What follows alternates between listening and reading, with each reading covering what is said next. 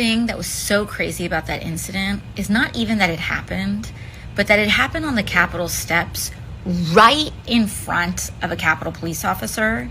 And this dude was engaged, like this wasn't about a political opinion or protest or anything like that. He was engaged in very clearly sexually threatening, aggressive behavior right in front, on the Capitol steps in front of an officer. And he wasn't even asked to take a step back. Like, this officer was just cool with it. Oh, man, that is too bad. I thought, what is that? This is what democracy looked like. That's what I thought. Joining me now, my friend Mike Cernovich. He is the creator of the movie Hoaxed. If you want to know, by the way, my sky is green theory, Mike Cernovich put this movie out a long time ago, and it will explain to you why everything you know is a lie. Everything they tell you is a lie. So I thought it'd be appropriate to bring Mike on today. Mike, obviously everyone saw the video. Everyone sees what he was doing, feeding the communists a bit of their own medicine. People aren't fooled anymore, correct? Well, that's why they hate social media, because if you watched her description of the incident, you would immediately think, oh man, what happened? You would imagine it was like a creeper in a trench coat revealed himself or something, right? You would think it was a crime.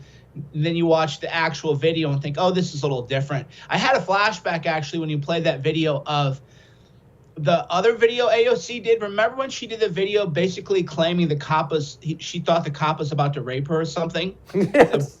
Do you remember that one?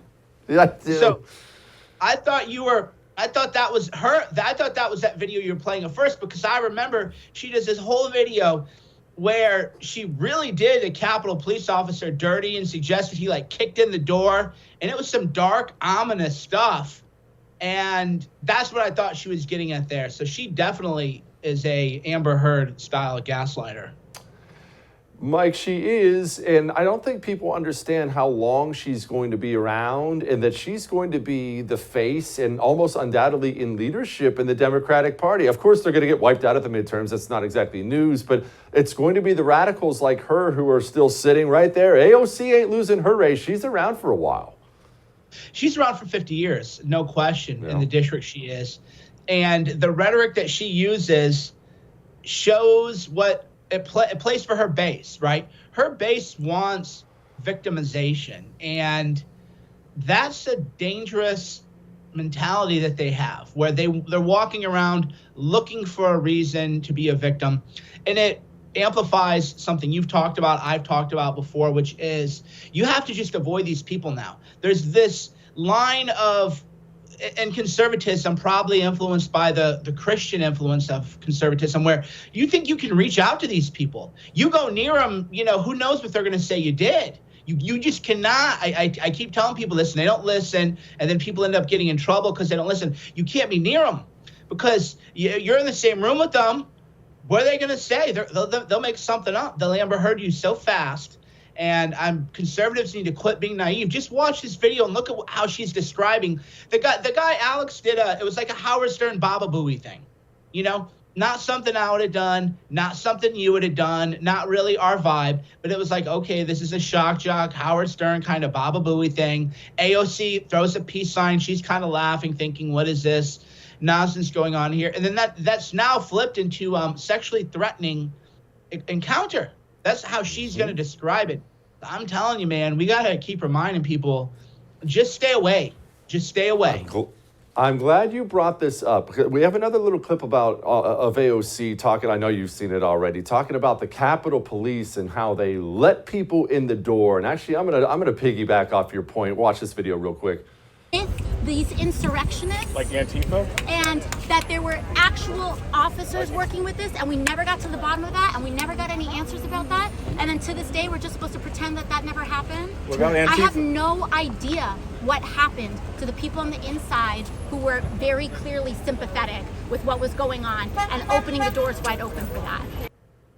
Okay, so that's a Democrat. I know Mike knows this, so I'm just going to tell everyone else. That's a sitting member of Congress telling people the Capitol Police let those January 6 people in. You've seen all the video of Ray Epps and others encouraging people to go in and then not being arrested. The FBI declares a massive no comment when they're asked if there were FBI agents in the crowd.